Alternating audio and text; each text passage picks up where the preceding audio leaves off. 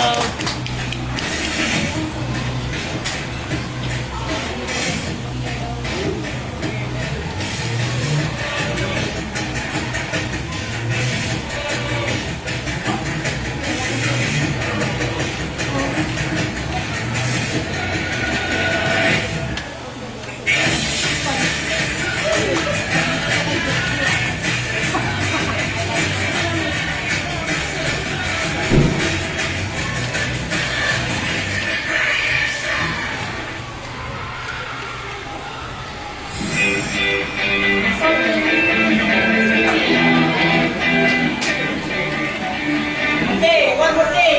Hashtag trending, baby. It's gonna blow up on TikTok. Hashtag viral, hashtag famous.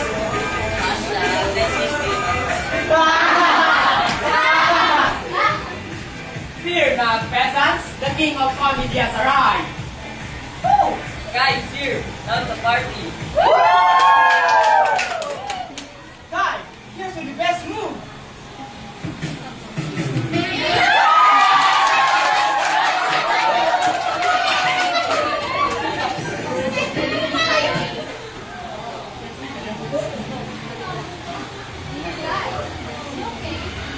Me?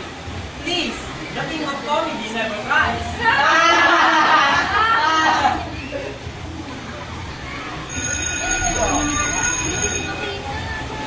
Hi guys. Tomorrow, the big performance. Good guy during us, right? Yeah, good.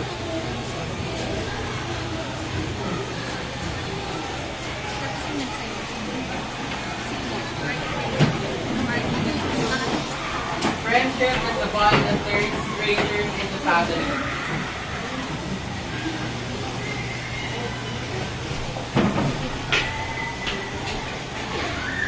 Thanks for the laugh.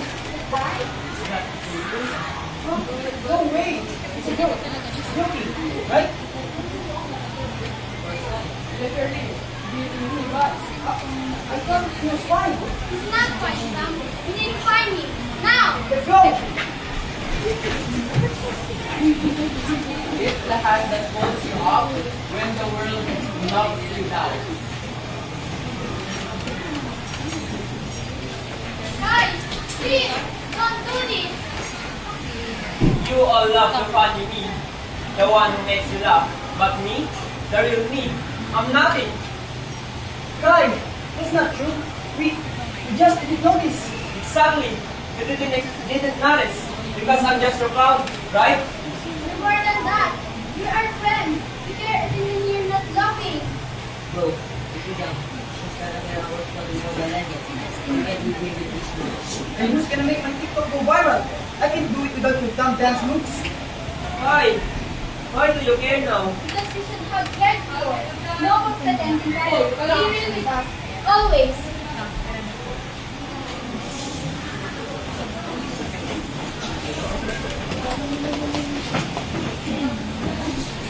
Friends stand with you in storms, not just in sunshine.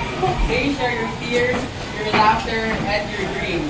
In the story of our lives, friendship is the chapter that gives every struggle meaning and every victory greater joy.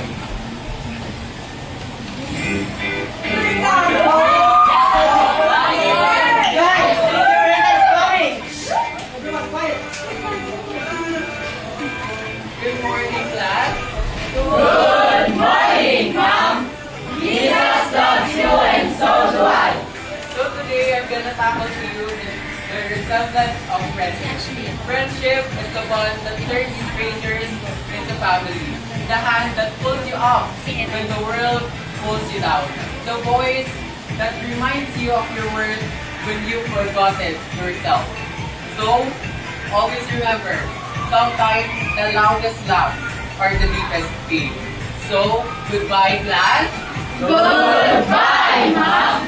Have a nice day ahead. Take care. And before we end our story showcase presentation, we would like you to always remember that It's okay to laugh, but it's braver to speak.